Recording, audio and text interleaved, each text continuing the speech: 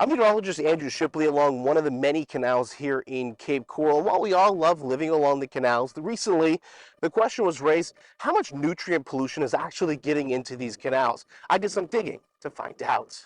It's scary how the scope of the problem. The answer is thousands of pounds of nitrogen, according to documents that came out during the Chiquita Lock removal hearings.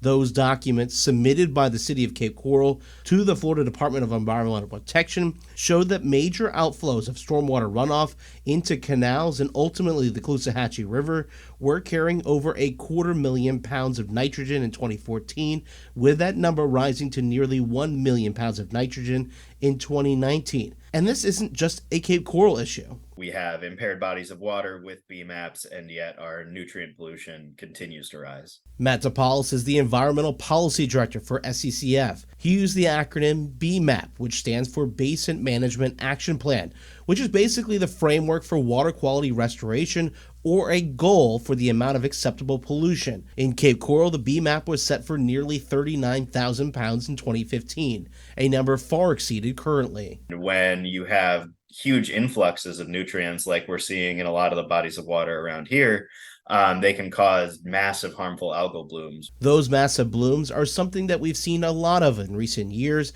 despite Cape Coral and other municipalities taking steps to reduce nitrogen pollution with wet season fertilizer bans. DePaulis says it's not enough. So that could be stormwater management, septic to sewer conversions, changing agricultural practices, reducing fertilizer use. And while some of these changes have been in the works, the problem is this is something that will likely linger, especially given the growing population. Once the nutrients are in the system, it's astronomically more difficult to remove them than it is to prevent those nutrients from entering to begin with.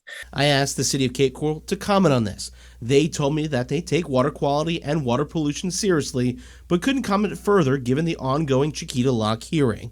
In Cape Coral, meteorologist Andrew Shipley, Fox 4.